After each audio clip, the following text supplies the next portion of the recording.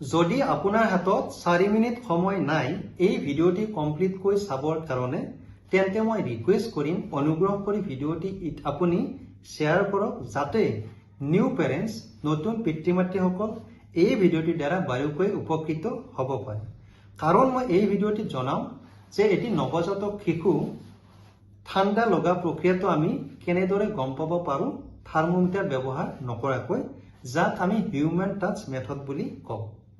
শিশু এটিৰ normal body temperature হৈছে 36.5 পৰা 37.5 ডিগ্ৰী সেলসিয়াছ।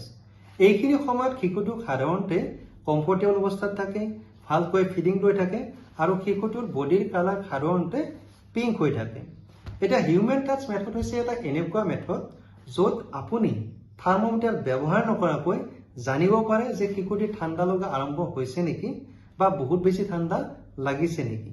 এই মেথড এপ্লাই কৰাৰ কাৰণে প্ৰথমতে আপুনি হাতৰ এই তলুৱাৰ অপোজিট সাইডটো এই অংশটো ব্যৱহাৰ কৰি শিশুটিৰ ভৰিৰ তলুৱাৰটো এবাৰ চুই চাব।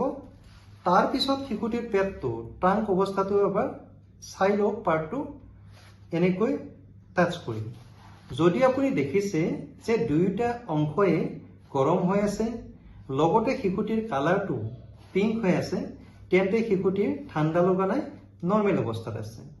আনহাতে যদি আপুনি দেখিছে যে শিশুটিৰ পেটৰ অংশটো ঠিকেই গৰম হৈ আছে কিন্তু ভৰিৰ তলুৱাৰ দুটা ঠাণ্ডা হ'বলৈ আৰম্ভ কৰিছে তেন্তে এয়া কিন্তু ঠাণ্ডাৰ আৰম্ভণি, যাক আমি ইংলিছত কোল্ড ষ্ট্ৰেছ বুলি কওঁ বা মাইল্ড হাইপোথাৰ্মিয়া বুলি কওঁ। আনহাতে হিউমেন টাচ মেথড অনুসৰি যদি আপুনি দেখিছে যে পেটৰ এই অংশটো ঠাণ্ডা হৈছে লগতে ভৰিৰ তলুৱাৰটো ঠাণ্ডা হৈছে, এই ক্ষেত্ৰত কিন্তু শিশুটিয়ে ইয়াতকৈ মডাৰেট বা সিভিয়াৰ হাইপোথাৰ্মিয়ালৈকে যাব পাৰে। এতিয়া যদি শিশুটিৰ মাইল্ড হাইপোথাৰ্মিয়া হৈছে, ঠাণ্ডা লগাৰ আৰম্ভণি হৈছে, সেই ক্ষেত্ৰত আপোনাৰ কৰণীয় কি হ'ব পাৰে? প্ৰথমতে আপুনি ইমিডিয়েটলি শিশুটিয়ে বৰ্তমানে পিন্ধি থকা কাপোৰখিনি চেঞ্জ কৰাই প্ৰি ৱাৰ্ম লিনেন ক্লথ প্ৰিফাৰেবলি আপুনি কি কৰিব, কটনৰ গৰম কৰি থোৱা কাপোৰেৰে শিশুটিক ৰেপ কৰিব। আপুনি হেডটো মূৰৰ পৰা আৰম্ভ কৰি ভৰিৰ তলুৱালৈকে আপুনি ৰেপ কৰক 2-3টা লেয়াৰত, চ' শিশুটিক সাধাৰণতে ফেচ অংশটো আনকভাৰ থাকিব।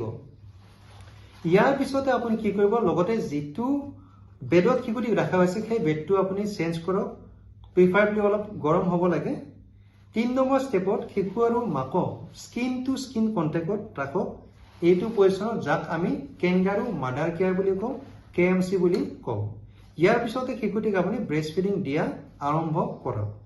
এইখিনি কৰাৰ পিছত 15 মিনিট পিছত আপুনি আকৌ এবাৰ হিউমেন টাচ মেথডটো এপ্লাই কৰি চাওক। যদি দেখিছে এইবাৰ শিশুটিৰ দুয়োটা অংশই গৰম হৈ গৈছে, কালাৰটো পিংক হৈ গৈছে, তেন্তে আপুনি ছাকচেছফুলি যি ষ্টেপছ ল'ব লগা আছিলে সেই ষ্টেপ ল'লে, এতিয়া সেইখিনি কণ্টিনিউ কৰক। কিন্তু যদি আপুনি দেখিছে যে এইবাৰ শিশুটিৰ কিন্তু ভৰিটো লগতে পেটৰ অংশখিনিও ঠাণ্ডা হৈ গৈছে, তেন্তে আপোনাৰ শিশুটিক হয়তো হস্পিটেললৈ ল'ব লগা হৈ গৈছে, ৰেফাৰ কৰিব লগা হৈ গৈছে, ভৰ্তি কৰিব লগা হৈ গৈছে। এনেকুৱা ক্ষেত্ৰত আপুনি ইতিমধ্যে যিখিনি ষ্টেপ ফ'ল' কৰিছে সেইখিনি ষ্টেপছ ফ'ল' কৰক, অন দা ৱে গৈ থকা অৱস্থাত শিশুটিক ফিডিং দিয়ক আৰু এনেধৰণে আপুনি লৈ যাওক।